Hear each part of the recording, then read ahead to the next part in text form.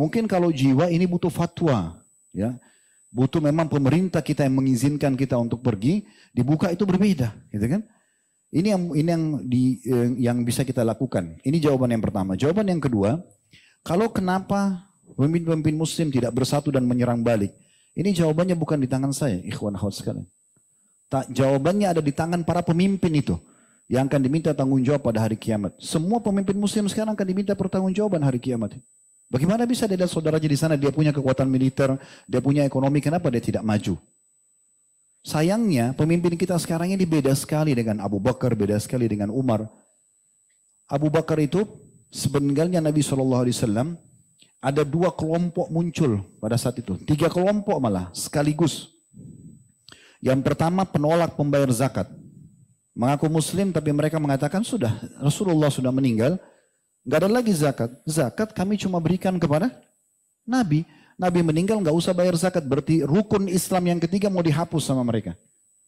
Kelompok yang kedua adalah orang-orang yang murtad dari agama Islam. Mereka masuk Islam awalnya di akhir hidup Nabi SAW dengan tujuan ya mereka hanya sekedar takut saja secara politik. Karena umat Islam sudah menguasai Jazirah Arab.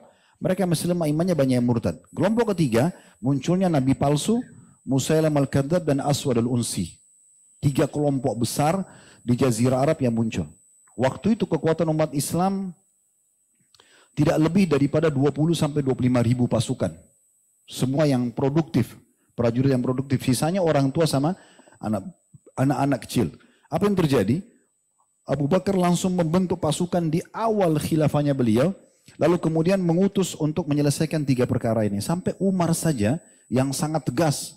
Umar itu sampai mengatakan, ya Abu Bakar, kenapa? Karena Abu Bakar mengangkat Umar sebagai penasihat. Ya Abu Bakar, kenapa kita nggak kirim saja dai ke sana? Ceramain mereka, dakwahi mungkin mereka sadar. Abu Bakar dengan tegas mengatakan, saya pasti akan memerangi demi Allah seseorang yang tadinya membayarkan zakat ke masa Nabi SAW walaupun dengan tali kekangan kuda atau ikatan atau seekor domba yang pernah dibayar ke Nabi SAW lalu mereka berhentikan. Lalu keluar pasukan tersebut. Waktu keluar pasukan, seluruh kekuatan laki-laki keluar.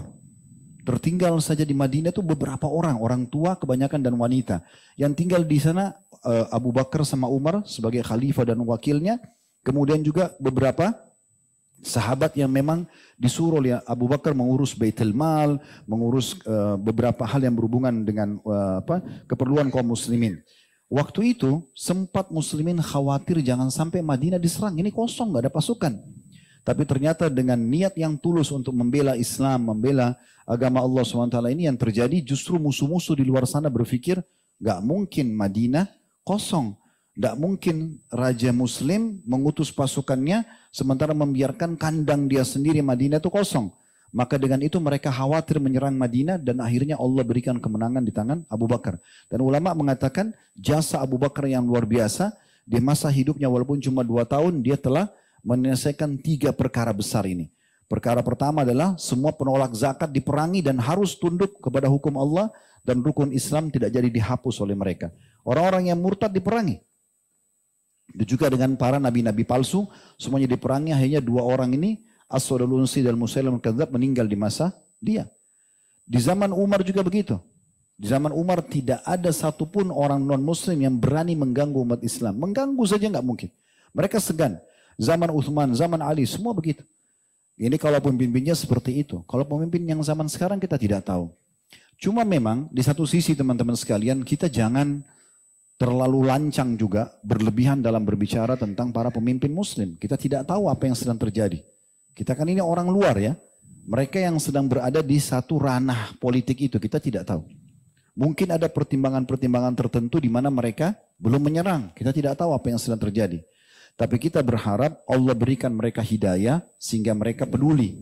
Karena di tangan mereka ada kekuatan dibandingkan kita masyarakat biasa. Jadi Allahu a'lam. Kita berharap satu waktu Allah Subhanahu wa taala satukan hati-hati para pemimpin muslim.